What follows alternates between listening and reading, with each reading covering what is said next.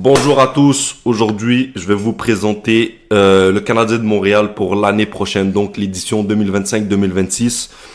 Je vais vous présenter l'équipe qui pour moi devrait être alignée au premier match de la saison régulière l'année prochaine. On va commencer par les départs, les joueurs que je vois partir. Joel Armia. Armia qui est un joueur qui est venu je pense en 2019 ou 2020 si je me trompe pas. Ça fait déjà 5-6 ans qu'il est là. Il a connu des bons moments, des mauvais moments, dont 2020-2021 pendant les séries avec le trio d'Eric Staal. Je pense qu'il est temps de tourner la page. Pour moi, personnellement, il m'a déçu ce joueur-là. Je m'attendais à beaucoup plus de sa part. Maintenant, on est arrivé au bout de son contrat. Je pense qu'il faut qu'il parte. Christian Dvorak, la même chose. On l'a ramené pour remplacer Philippe Danault. Finalement, c'est un joueur de 4e trio, au mieux un joueur de 3e trio. Au revoir Christian Dvorak, tu ne vas pas nous manquer. Bonne chance à toi. David Savard, qui a été un très bon élément pour la défense du Canadien. Je l'ai souvent critiqué, surtout cette saison. Sinon, les 2 autres saisons qu'il a disputées avec le Canadien, je l'ai trouvé très bon. Cette année, je trouvais qu'il se faisait un petit peu vieux. Je retiens que du positif de David Savard, que du gros positif. Bonne retraite, mon cher David. Patrik Laine, moi je le vois partir. Personnellement, Patrik Laine, je ne veux plus le voir à Montréal l'année prochaine. Il m'a déçu. Il avait pourtant très bien commencé en revenant de sa blessure. À la fin de la saison, on l'a vu. Son caractère, je ne peux plus. Je peux plus me le voir. Bonne chance Patrik Laine, mais c'est pas avec le Canadien. Pezzetta, je vais pas rester longtemps. Pezzetta, il a pas joué de l'année. Je pense qu'il a joué peut-être 20 matchs. Puis quand il joue 4-5 minutes par match.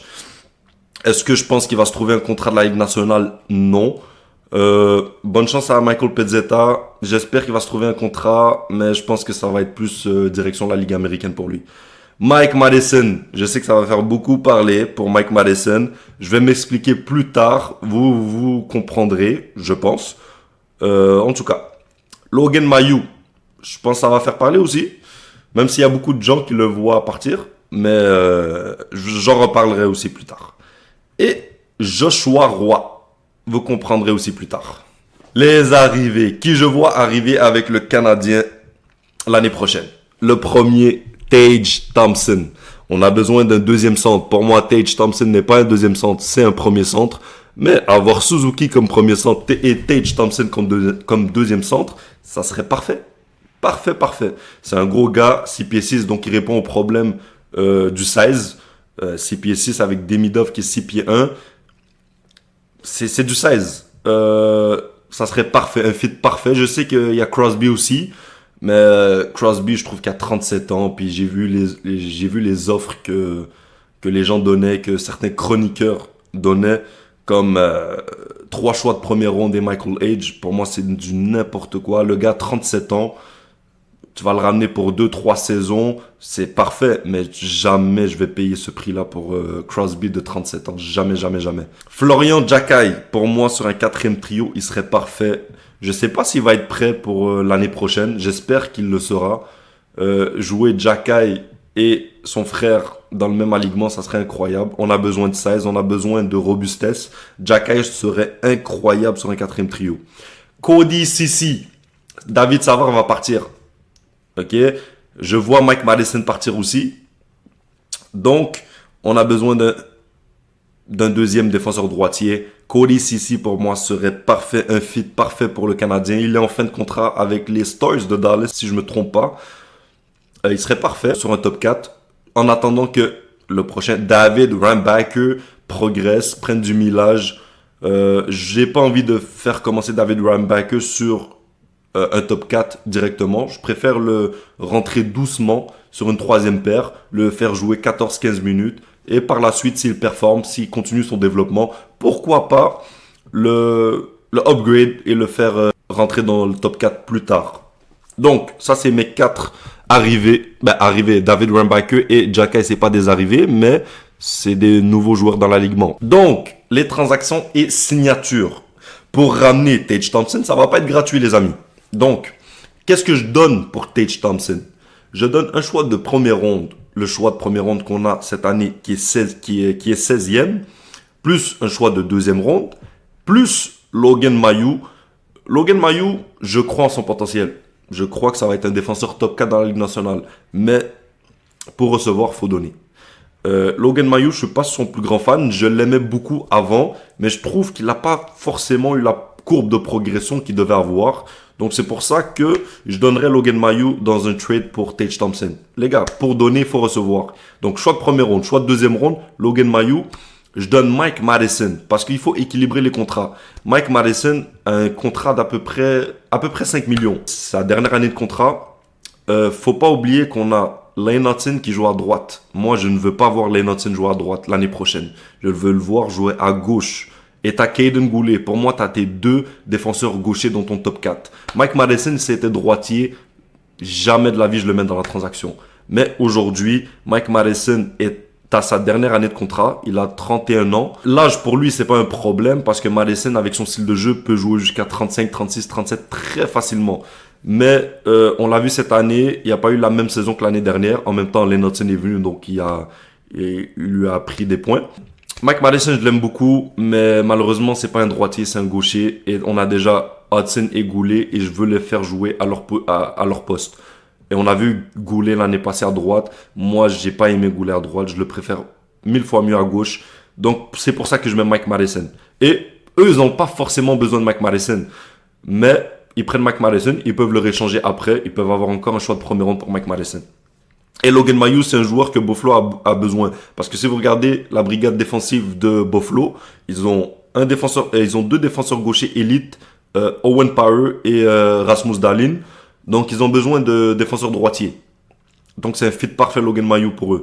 Mike Madison, c'est pas forcément un fit parfait pour eux, mais ils vont pouvoir l'échanger par la suite. Et je rajoute un Joshua Roy. Maintenant, j'ai mis Joshua Roy, ça peut être Owen Beck. Ça peut être un petit prospect de catégorie B. J'ai mis Joshua Roy parce que c'est un joueur, je dirais pas que j'y crois plus, mais pour moi, c'est pas un fit avec le Canadien. Il avait sa place l'année passée en début de saison sur un troisième trio. Il n'a pas saisi sa chance. Pour moi, Joshua Roy, je vois pas de progression dans son jeu. Il est temps de passer à autre chose aussi avec Joshua Roy. Il est encore jeune. Je pense qu'il peut faire la Ligue nationale. Je suis prêt à donner Joshua Roy. Que ce soit Joshua Roy ou Owen Beck, j'ai pas de problème. Cody Ceci, c'est un fit parfait pour le Canadien. Je vous donne le contrat que je lui donnerais. Ça serait 4 ans à 4 millions par année. 4 millions par année. S'il y a trop de concurrence, je suis prêt à aller jusqu'à 4,5, pas 5. 5 millions, c'est un petit peu trop pour Cody Ceci. Pourquoi c'est un fit parfait? Parce que tu as Rambeke qui arrive. Cody Ceci, il a 31 ans. Donc, tu le prends pour 4 ans, il va jusqu'à 35 ans. Donc, la première année ou les 2 premières années, il peut jouer sur un top 4. Et par la suite, Rambeke va être prêt à prendre la relève. Et tu peux le mettre sur un top 4. Et Cody Ceci, tu le mets sur une troisième paire après, pendant 2 saisons, à 4,5 millions. Ça va pas te faire de mal. En plus, le cap augmente. Donc, on n'a pas de problème sur ça. Patrick Laine, je veux juste m'en débarrasser. Ça veut dire que par n'importe quel moyen, tu veux racheter, échanger, n'importe quoi, je ne veux plus voir Patrick Laine l'année prochaine avec le Canadien. That's it, that's out. That's it, that's out. Mes trios. Premier trio, Caulfield, Suzuki, Slavkovski. C'est un trio qui a fonctionné durant toute l'année. Même l'année passée, c'est un trio que je ne changerai pas. C'est un trio qui a un fit parfait. Caulfield, le buteur, Suzuki, le playmaker, Slavkovski qui est capable de faire un peu des deux. Et qui a un gros physique comparé aux deux autres. Suzuki a quand même un bon physique, mais Slavkovski à 6 pieds 3, ce trio a besoin de Slavkovski pour marcher. Mon deuxième trio, qui peut être un premier trio d'ailleurs, Demidov, Tage Thompson, Kirby Dach. Sur ce trio-là, ce qui va faire parler, c'est sûrement Kirby Dach, parce que les gens ne croient plus en lui. Je ne crois plus en lui en ce qui a trait à ce qu'il devienne le deuxième centre. Maintenant, pour qu'il devienne un ailier top 6 de 50-60 points, j'y crois toujours, malgré ces 2 grosses blessures. Kirby Dach à l'aile de Demidov et de Tage Thompson, j'y crois. Demidov, ça va être le futur meilleur joueur du Canadien. C'est un gars de 100 points, on l'a vu. Tage Thompson, c'est un gros centre, c'est un premier centre dans la Ligue nationale. Mais avec le Canadien, il peut être aussi premier centre. Même le deuxième trio peut devenir éventuellement le premier trio. Tage Thompson, gros physique, 6 pieds 6, 225 livres. incroyable, a déjà eu des saisons, je pense, de 40 buts et plus, de 80, 90 points et plus. Très bonne réputation. Moi, Tage Thompson, ça serait le fit idéal comme deuxième centre. C'est pas vraiment un deuxième centre, mais vous m'avez compris. Et Kirby Dak, pour moi, va très bien les compléter. Ça n'a pas besoin d'être la locomotive du trio. Ça peut être très bien le complément du trio. Et Kirby Dak à 50-60 points, moi j'y crois. Mon troisième trio serait Gallagher, Newhook, Anderson. Anderson, on l'a vu cette année, est revenu en force. Newhook n'est pas dans sa chaise, c'est pour ça qu'on le critique. Mais Newhook, pour moi, dans un rôle de troisième centre, serait parfait. Et Gallagher vient de marquer 20 buts cette saison, qu'il l'aurait imaginé. Gallagher, ça serait un manque de respect de le mettre sur un quatrième trio. Donc pour moi, dans un troisième trio avec Newhook, Anderson, c'est un fit parfait. T'as Anderson qui est un gros gars, 6 pieds 3 je pense. Newhook qui est 5 et 11, c'est pas le plus gros physique, mais c'est pas le plus petit. Gallagher qui est quand même petit, mais c'est 3 joueurs qui n'ont pas peur, 3 joueurs qui foncent. Merde, je viens de voir que Gallagher, j'ai mis que un L. C'est 2 L Gallagher. Désolé les gars. Surtout désolé Brandon. Quatrième trio, Heineman, Evans, Jackay, Florian, pas Arbor, Florian Jackay. Heineman, 6 pieds 2, c'est un gars qui fonce, un gars physique, un gars qui est capable de marquer, qui a un des meilleurs shots du Canadien. Je vous le dis, c'est juste qu'il ne shot pas beaucoup, puis il n'y a pas l'opportunité de beaucoup tirer. Mais Heineman, un gros tir. Jake Evans, j'aime beaucoup Jake Evans au quatrième trio, connu la meilleure saison de sa carrière avec, je pense, 31 ou 32 points.